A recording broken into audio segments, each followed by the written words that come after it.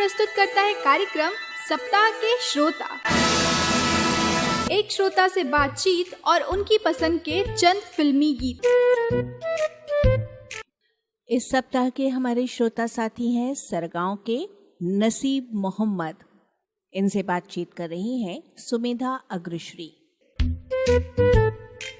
नसीब जी, आपका number select हुआ है। आप सेलेक्ट हुए हैं हफ्ते के श्रोता के लिए। आप अरपा रेडियो तो सुनते रहते हैं ना? जी हाँ। तो हम इसी विषय पर आपसे बात करते हैं। आपके विषय में बात करेंगे, आपके बारे में जानते हैं थोड़ा सा। तो जी। बताइए, अपने बारे में बताइए, आप कहाँ के हैं, क्या करते हैं? पहले तो मैं सभी जितने भी सुनने वाले हैं हम्म। सभी को नमस्कार करना चाहता हूँ। और मेरा नाम है नसीब मोहम्मद जी जी। और सरगांव का रहने वाला हूँ। अच्छा। सरगांव जो है नगर पंचायत है हाँ हाँ। और इसकी आबादी कम से कम 10,000 से भी अधिक है। अच्छा, और शिक्षा तो मैं 9वीं तक किया हूँ। तो आप और सरगांव में ही पैदाइश हुई, सरगांव में ही पले बढ़े कि? जी जी जी, सरगांव में ही। अच्छा, तो क्या खासियत है आपके गांव की? खासियत तो यहाँ भी 4 लाइन का जो रोड है वो भी बन गया है, बाईपास से कट गया है रोड। हाँ हाँ। और यहाँ तो सभी चीज़ अच्छे हैं, नल वगैरह बिजली वगैरह सबकी व्यवस्था ठीक ही है यहाँ। अच्छा, जो बुनियादी सुविधाएं हैं वो सब मिलती हैं आपको, है ना? जी हाँ। हाँ हाँ। तो नसीब जी, घर पे कौन कौन है आपके? सब है, अम्मा जी। है, अब्बा हम्म, है, भाई है, बहन है, सब है। बढ़िया। और नसीब जी, आप करते क्या हैं बताइएगा? मैं सिलाई काम करता हूँ, कपड़ा सिलाई का। अच्छा। और मशीन भी रिपेयरिंग का काम करता हूँ। अच्छा, मतलब सिलाई भी करते हैं, मशीन रिपेयरिंग भी कर लेते हैं। जी जी। तो ये काम कैसे सीखा आपने? शुरू से चल रहा है ना काम। जी। पिताजी मतलब करते थे काम। अच्छा, पुश्तैनी। हाँ हाँ। तो आपने तो पिताजी से ही सीख लिया? हाँ। तो फिर तो ऐसा लगता है शायद बहुत छोटी उम्र में कैंची पकड़ ली होगी आपने, क्या? नहीं नहीं नहीं, फिर कैसे शुरू किया आपने? शुरू से तो पढ़ाई कर रहा था हाँ हाँ।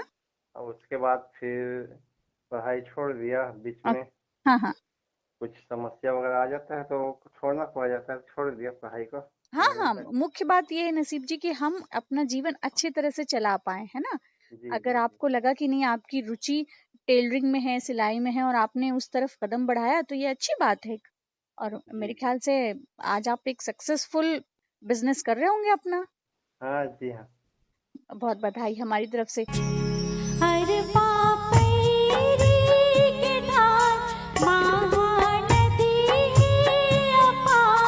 ये है आपका अपना अरपा कम्युनिटी रेडियो बिलासपुर और अरपा वेब रेडियो।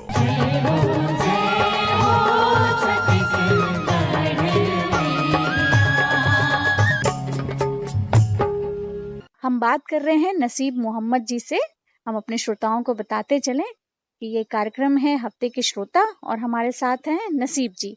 तो नसीब जी, हम जैसे पहले बात कर रहे थे कि आपकी रुचि आई सिलाई में और आपने शुरू कर दिया। जी फिर हाँ। जो आप मशीन रिपेयरिंग का काम करते हैं, ये क्या करते करते सीखा आपने कि फिर इसकी ट्रेनिंग ली आपने? नहीं, साथ में मशीन चलाता था ना, उसके वजह से मैं अपना उसको आगे बढ़ाया काम में। हाँ हाँ। रोजगार के अवसर जो अपना बनाने, पैसा देखना पड़ा कि क्या है कैसा है। हाँ हाँ। उसके अनुसार से अपना सिलाई मशीन बनाने का काम भी मैं धीरे से सीख गया। अच्छा। पहले थोड़ा सा जानता था कि इसके बारे में, हाँ हाँ हाँ। घर से सीखा था मैं। ये एक अच्छी बात, हम जो काम कर रहे हैं उसके साथ अगर कुछ और हुनर भी हो तो हमारे काम में निखार आता है ना? जी हाँ जी हाँ। तो नसीब जी, जैसे अब आप कटिंग करते हैं या कोई आपसे डिजाइन बोलता है कि भाई ऐसा डिजाइन बनाइएगा या वैसा डिजाइन बनाइएगा, तो आप अपने हिसाब से करते हैं या सामने वाले पर छोड़ देते हैं कि आप जैसा बोलो वैसा बनाता हूँ, या कुछ एक्सपेरिमेंट भी करते हैं आप उसमें? अब जो बताते हैं उसके अनुसार से बनाते हैं या फिर हम के ऊपर छोड़ देते हैं, फिर उसके अनुसार से बनाना पड़ता है। हम्म। जी जी। तो आप उसमें एक्सपेरिमेंट करते हैं कुछ नया नया। जी हाँ। तो आजकल क्या चल रहा है, अपने आप को अप टू डेट कैसे रखते हैं? क्योंकि आप जिस काम से जुड़े हैं वो तो सीधे सीधे फैशन इंडस्ट्री का काम हो गया है ना? जी और जी ये जी। फैशन में तो आए दिन बदलाव होते रहते हैं। तो अपने आप को अपडेट कैसे रखते हैं आप? अभी जो फिटिंग के बारे से। हाँ हाँ। जैसे नई नई चीजें आती हैं बाजार में, नए डिजाइन आते हैं, नए पैटर्न्स आने लग गए हैं। पुराने समय में कुछ और चलता था, अब तो कुछ और चलता है। तो अपने आप को नए समय के साथ ढालने के लिए, नए फैशन के साथ ढालने के लिए क्या करते हैं? कुछ ऑब्जर्व करते हैं, कुछ पढ़ते हैं, या लोगों से बात करते रहते हैं? उसमें बात करने की जरूरत नहीं पड़ता, जो नया जो आता है ना हाँ हाँ डिजाइन वगैरह, उसको समझ जाते हैं कि किस आधार से बना है, कैसा है, क्या है। हाँ क्योंकि हम्म, काम करते तो बहुत साल हो गए हैं, हाँ हाँ हाँ। कितने साल हो गए आपको? उसमें कम से कम 24 साल हो गए मेरे। 24 साल हो गए, तब तो आपका हाथ काफी सध गया है। जी जी। तो नसीब जी, अब इस बिजनेस को, इस काम को और आगे बढ़ाने के लिए कुछ प्लान करते हैं, कुछ सोच रखा है? अभी बच्चे छोटे हैं ना, हाँ हाँ तो अभी चल रहा है, अभी जैसे भी है। हाँ हाँ हाँ। बाद में जैसे ही बढ़ जाएंगे उसके अनुसार से चलेंगे। उनकी भी जिम्मेदारी है आप पर ना। जी जी। दो हाँ। बच्चे हैं। अच्छा। हाँ हाँ, एक रेहान मोहम्मद है हाँ जो हाँ। 5वीं क्लास में है, और दूसरा फैजान मोहम्मद जो है वो 1ली क्लास में है। अच्छा, तो अब आप तो 9th या 10th तक पढ़ पाए, तो अब आप कोशिश करेंगे कि आपके बच्चे आगे तक पढ़ें? वो जितना पढ़ सके, जितना से हो सके उतना मैं पढ़ाऊंगा। हाँ, जितनी उनकी रुचि होगी, है ना। जी जी। ये एक पॉजिटिव सोच है कि हमको उनके ऊपर कोई जबरदस्ती नहीं करनी है कि ये करिए कि या वो करिए। ये अच्छी बात है ये।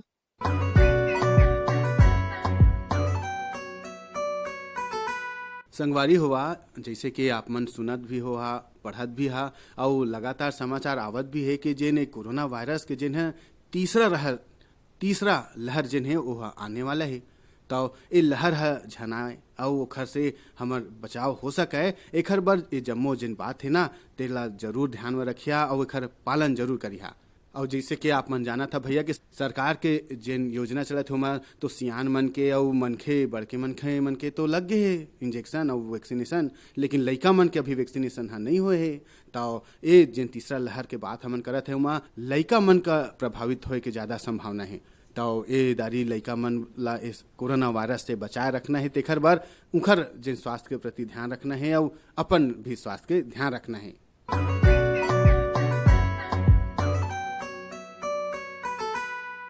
नसीब जी, हम गीत से पहले बात कर रहे थे कि आप बच्चों के पढ़ने के लिए, उनको सुविधा देने के लिए जो मेहनत कर रहे हैं, आपके अपने क्या शौक है नसीब जी? ये तो जो टेलरिंग आप करते हैं और मशीनों की रिपेयरिंग करते हैं, ये आपका व्यवसाय है। कुछ मन में जी ख्वाहिश भी है आपकी, कुछ शौक भी हैं, क्या करना पसंद करते हैं आप? मेरा तो शुरू से ही शौक था रेडियो सुनने का। अच्छा। हाँ। कितने सालों से रेडियो से जुड़े हैं आप? बचपन से ही। बचपन से? जी बड़े बोलिए। भाई जो थे वो शुरू से ही जुड़े हुए थे, हाँ हाँ और अब हमारे अब्बा जो हैं हाँ हाँ। वो भी मतलब पहले से सुनते थे कार्यक्रम को। तो उनके तो साथ साथ आपको भी लग गई। हाँ। उस प्रकार से रेडियो घर में पहले से ही चलता था।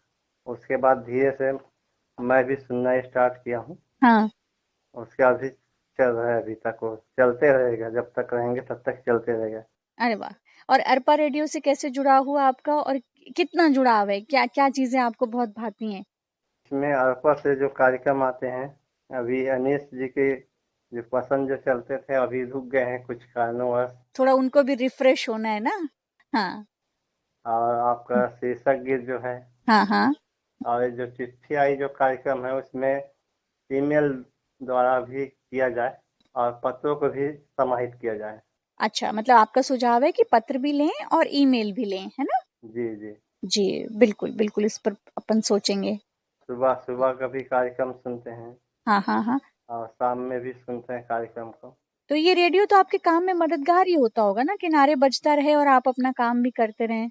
रेडियो तो ऐसा माध्यम है, ज्ञान शिक्षा हर चीज मिल जाता है, हाँ। और समय भी घुमाना नहीं पड़ता, क्योंकि समय के साथ ही चलना ही एक अच्छी बिल्कुल। आदत है, हाँ हाँ हाँ हाँ। जिसमें साथ हो रेडियो का। बिल्कुल, और बहुत सारी जानकारियां भी मिल जाती हैं नई नई। जी जी जी। जी, ये तो बहुत अच्छी बात है नसीब जी, आप हमसे जुड़े हुए हैं और लगातार जुड़े हुए हैं। इसीलिए तो देखिए ना, हफ्ते के श्रोता में हम आपसे बात कर रहे हैं। आप सुन रहे हैं रेडियो अरपा। यदि आपके परिवार का व्यक्ति कोई अस्पताल में काम करता है, अस्पताल में अपनी ज़रूरी सेवाएं इस समय दे रहा है, तो उसके स्वास्थ्य का ख्याल रखिएगा। हौसला अफजाई तो पूरा देश कर ही रहा है, लेकिन घर वालों की विशेष जिम्मेदारी है कि शारीरिक रूप से उसकी इम्यूनिटी को कमज़ोर नहीं होने देना है। इसलिए प्रोटीन विटामिन का विशेष ध्यान रखना है ऐसे व्यक्ति को जो आपके परिवार का है और सरकारी अस्पतालों में या गैर सरकारी अस्पतालों में सेवाएं दे रहा है, या पुलिस परिवार से संबंधित है वो व्यक्ति और सड़कों पर अस्पतालों में वो लगातार इस भीषण बीमारी के समय सरकार को, समाज को जरूरी सेवा दे रहा है। ये है आपका अपना अरपा कम्युनिटी रेडियो बिलासपुर और अरपा वेब रेडियो।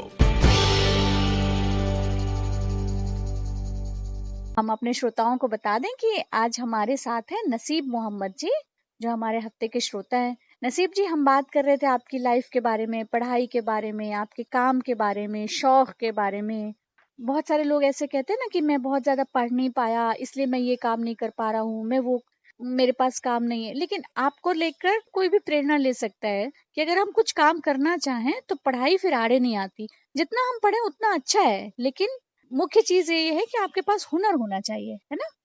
हुनर एक ऐसी चीज है जो किसी भी वक्त कहीं भी काम आ सकता है। बिल्कुल बिल्कुल। ये नहीं सोचना चाहिए कि ये हमारा काम छोटा है कि हम्म। बड़ा।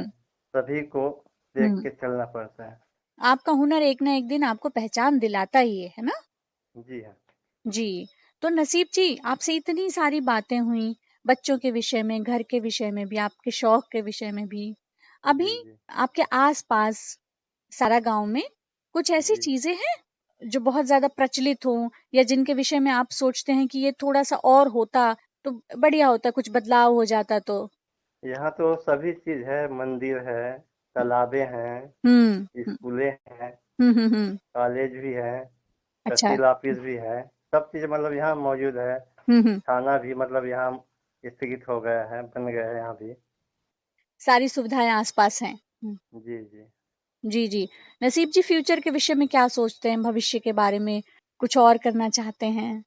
भविष्य में वही है कि जितना हो सके अब बच्चे लोग के लिए है, अब उसी के लिए देखना पड़ता है, चलना पड़ता है। हाँ हाँ, वो तो सही बात है, वो एक बार क्योंकि जिम्मेदारी। अपना तो हम्म शौक जो है हम्म। रेडियो तक स्थिति हो गया है, क्योंकि रेडियो सुनने बिना तो सुबह नहीं होता, रात नहीं होता उसके बिना तो चिट्ठी पत्री लिखते रहते हैं ना आप? अभी तो ऐसा हो गया है चिट्ठी का मामले में, जब से कोरोना बीमारी आया है हाँ हाँ हाँ। तब से मतलब पोस्ट कार्ड मिलना मुश्किल हो गया है। इस वजह से लिखना मुश्किल हो गया है पोस्ट कार्ड। इसीलिए आप चाहते हैं कि ईमेल भी शामिल किए जाए, है ना? बदलते युग में जरूरी है कि तकनीकी आ गया है, कंप्यूटर आ गया है, मोबाइल आ गया है, सभी मतलब चलाने लग गए हैं। क्योंकि अभी नए आ रहे हैं बच्चे, वो भी मतलब मोबाइल को उपयोग करते जा रहे हैं बचपन से ही। अब हम लोग तो पहले गिल्ली डंडा भौरा जो भी खेलते थे वो सब अब बच्चे को नहीं मिलता, अब तो इस केवल मोबाइल के साथ। ये जो कोरोना टाइम बीता था, जब लॉकडाउन हुआ था और बहुत सारे लोग घरों पर ही थे, स्कूल तो जाना नहीं था, तो इस दौरान जी, थोड़े पुराने खेल बच्चों के साथ वापस खेल पाए क्या आप? गुल्ली डंडा वगैरह जो भी जो खेलते थे? नहीं नहीं नहीं अच्छा, ऐसा मौका नहीं पड़ा? नहीं। क्योंकि ये समय ऐसा था ना कि हमने बचपन में जो जिया था वो एक बार उनको याद दिलाया जा सकता है कि देखिए हम तो ये खेलते थे, आप तो मोबाइल के चक्कर में ही पड़े हुए हैं ना। जी हाँ, उस चीज में बच्चे उतना रुचि नहीं लेते ना, चाहते हैं कि जो पहले जो थे खेल है, हाँ हाँ। पहले के में व्यायाम वगैरह सब सही ढंग से हो जाता था। अभी मोबाइल के चलते सही सही नहीं हो पा रहा है, बच्चे का विकास भी नहीं हो रहा है, उसका बुद्धि दिमाग ये होते हैं सब में कमी हो जाता है केवल मोबाइल के चलते। तो उसमें क्या है, थोड़ा बहुत समय निकाल के घूमे फिरे सब चीज रहना चाहिए बच्चों में, ताकि सही से मतलब चल सके। हाँ, उनका पूरा विकास हो। जी जी।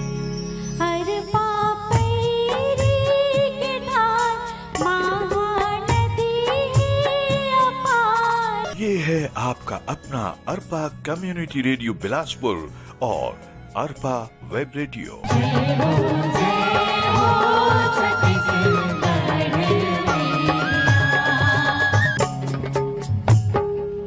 वाकई हंसते हंसते कट जाए रास्ते, और क्या चीजें तो आती रहेंगी जाती रहेंगी, समस्याएं भी आती रहेंगी जाती रहेंगी, ये तो कभी खत्म होने वाली है नहीं।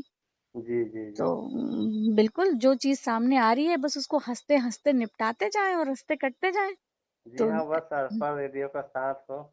हाँ, अरपा रेडियो बिल्कुल आपके साथ है, आपके सुझावों के इंतजार में है, और आप जैसे सुझाव देते जाते हैं अरपा रेडियो अपने प्रोग्राम्स वैसे वैसे डिजाइन करता जाता है, सुनते रहिएगा। क्योंकि नव तरंग के युग चलते हुए हाँ तरंग जो है हाँ हाँ चारों तरफ बिखरे हुए हैं। जिस हाँ। तरह चारों ओर श्रोता बिखरे हैं, उसी तरह आसपास की जो धार है हम्म गीतों की, संगीतों की, बोली की, वो हम्म चारों तरफ बिखरे हुए हैं।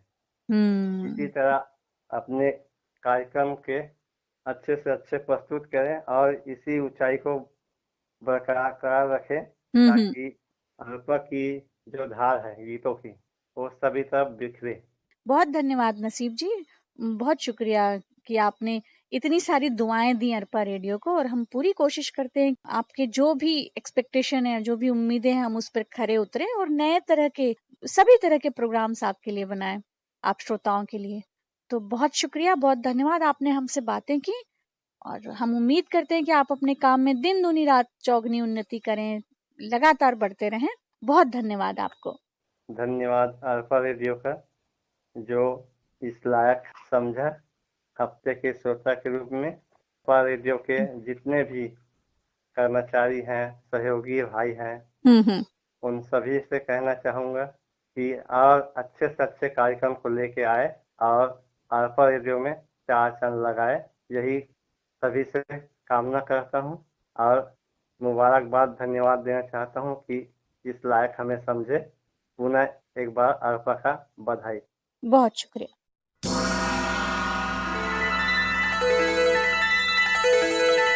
सप्ताह के श्रोता, एक श्रोता से बातचीत और उनकी पसंद के चंद फिल्मी गीत।